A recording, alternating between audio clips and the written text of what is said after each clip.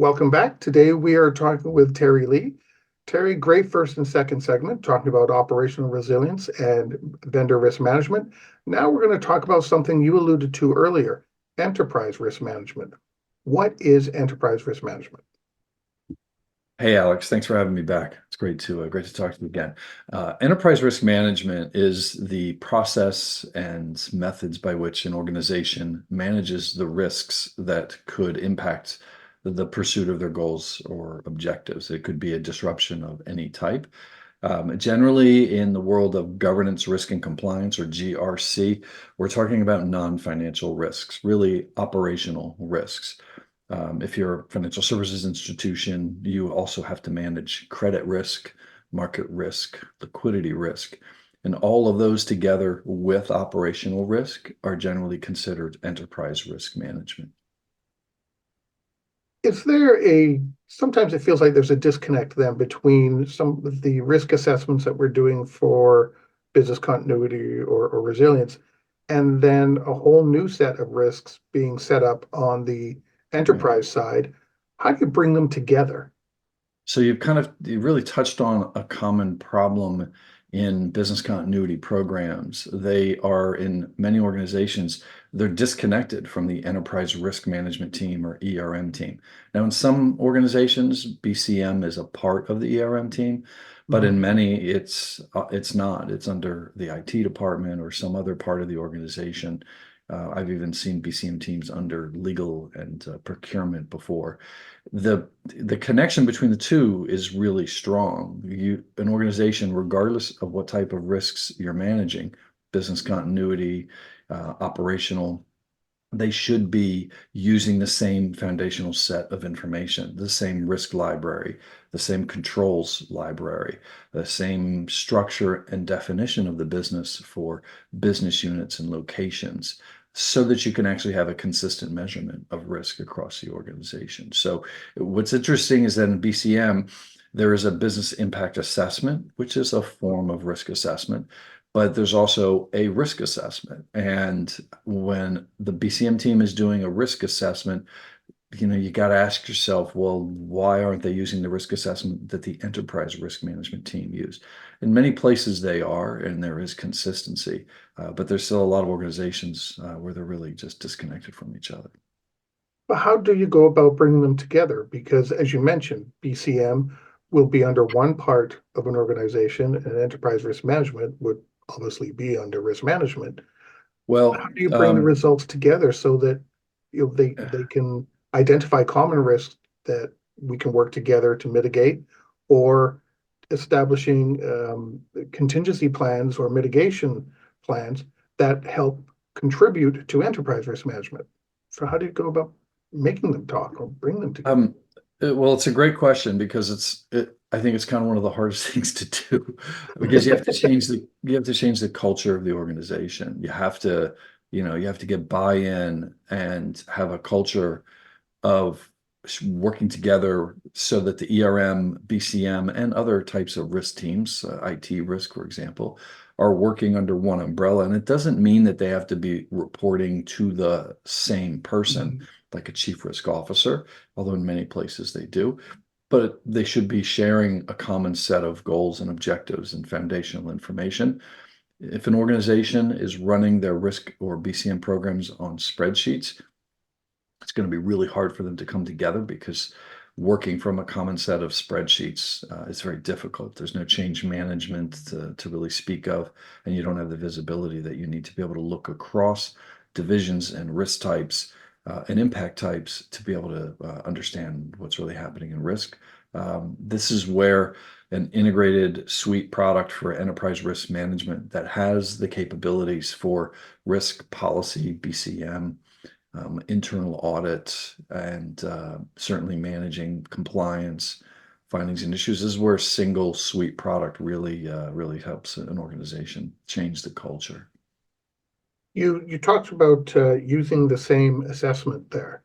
Should business continuity be using the same risk assessment tool or questionnaire or whatever is being used as enterprise risk management, or should enterprise risk management follow BCM? Who really is the one who takes a lead here?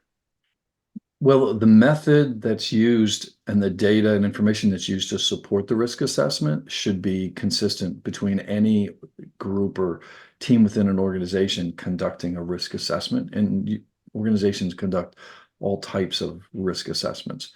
The actual questions that are used in the risk assessment, those will vary depending on what type of problem or goal you're trying to accomplish.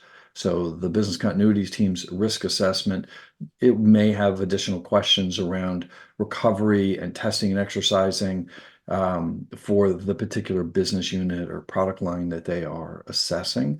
But those are also common topics that should be covered in an enterprise risk assessment because you're evaluating the impact of risk for the organization. And therefore, in some organizations, the BCM team, they adopt or use the risk assessments conducted by the enterprise risk team. And in some organizations, the BCM team conducts that assessment themselves. It doesn't really matter who's doing it, but doing it consistently and with the same set of information so you can measure risk consistently. That's really the key to it. Why do you think it's so hard that some organizations don't share what's in their enterprise risk registry? Because I've been in situations where, we do a risk assessment. We've got our list of risks that we need to look at, and sometimes we're developing mitigation activities, or we're using some of those risks in our tests and exercises. But yet, for some reason, the enterprise level, which we want to contribute to, it's so hard to find out what's on there, as though it's Yeah. almost a secret. I think it's hard because it's people. It's I worked for a company once who the CEO's motto was companies are easy and people are hard. Organizations grow over time, and as they grow, they have a tendency to segment into silos. I have a customer who recently their business continuity team and their solution that they were using was completely separate from the enterprise risk management team. So they were using a solution for enterprise risk management. They're using Protect Group's product, and the business continuity director procured another solution. And the person did this because it was his budget. It was his prerogative to be able to do so. And now they've got risk being captured and reported in two different methods in the organization.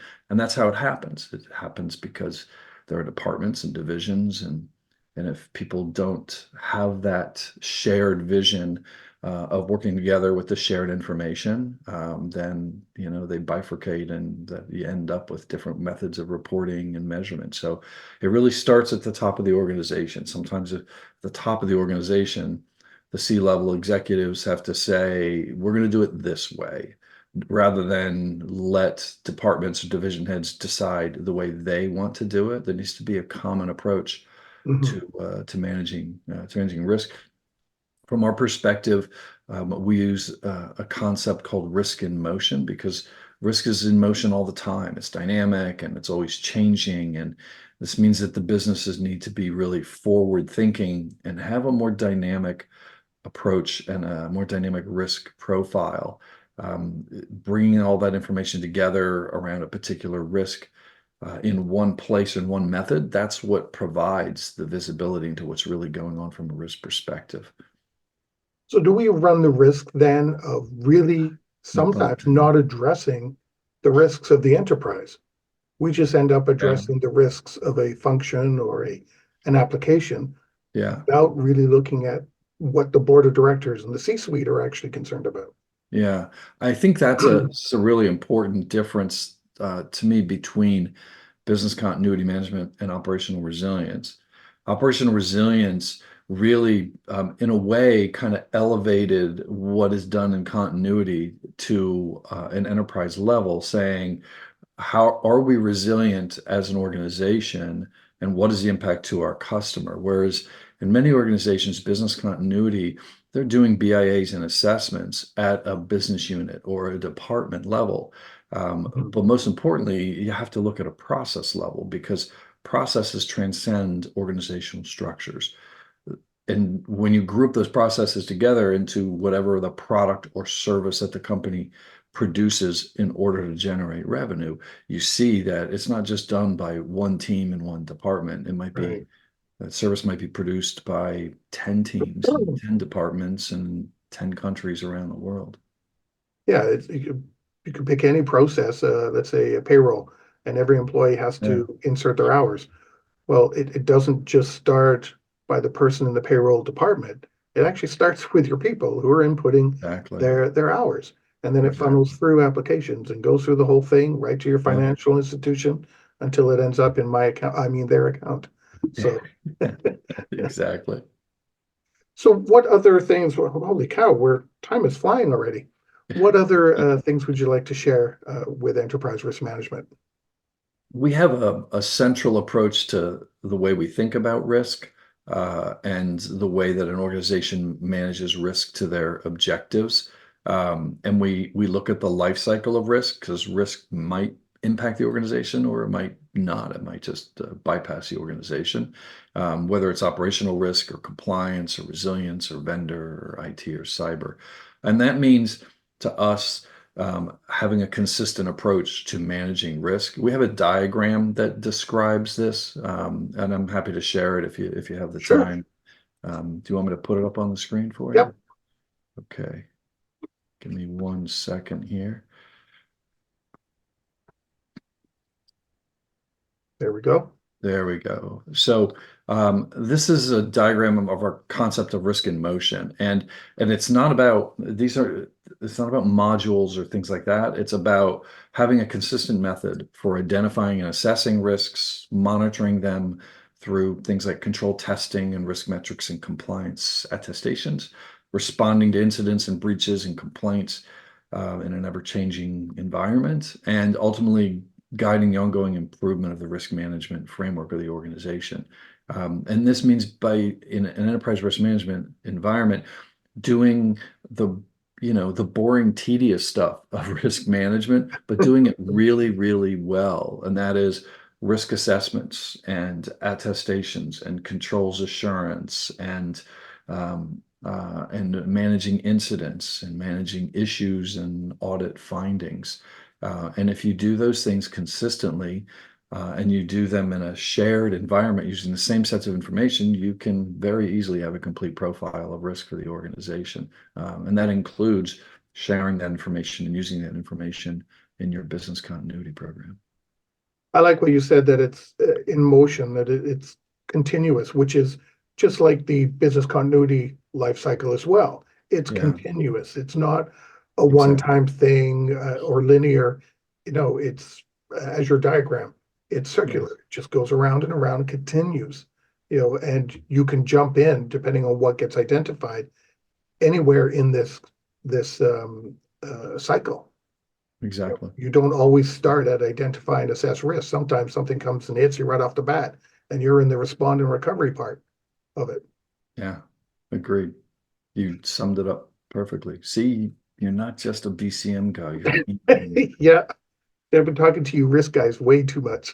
That's good. You should be talking Yeah, to. there is. I know we only have 2 minutes left, but there's something on your diagram I want to ask about. You Sure. have something labeled as model risks. What are Mm, those? that's a good question. So, model risk is exactly what it sounds like. In an organization, they use typically tools or Excel spreadsheets to create models and calculate risk.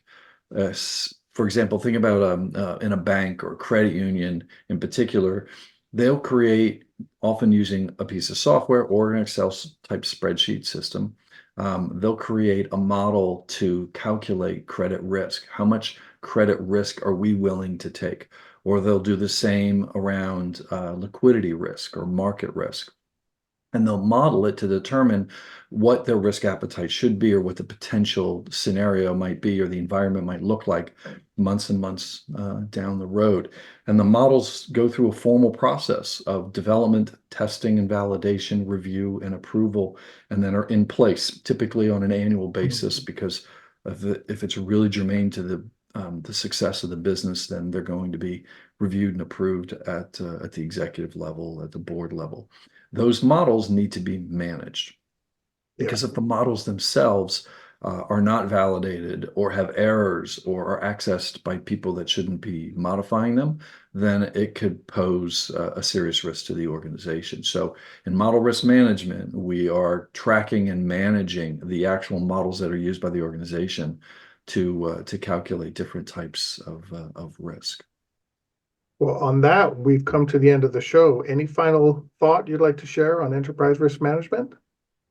Yeah. Well, first of all, thank you very much again, Alex. It's always great talking to you, and I've really enjoyed the series that you've put together. Enterprise risk management is not just for banks and credit unions, financial services. It's for any organization, whether they're regulated heavily or not. Financial services, healthcare, manufacturing. It doesn't really make a difference. And we have a saying at ProTech Group about we want people to be risk takers, because risk is not just something to be afraid of, but it's also something that presents opportunity to an organization. And, if anybody's interested, I'd be happy to take them through it. Yeah, if we didn't take risks, we wouldn't have airplanes, we wouldn't have cars, Exactly. all kinds of other things. Exactly. Terry, thank you so much for sharing your time with us today. I really My appreciate it. pleasure. My pleasure. Thanks, Alex. It's great talking to you. And everyone watching and listening, stay prepared, everybody.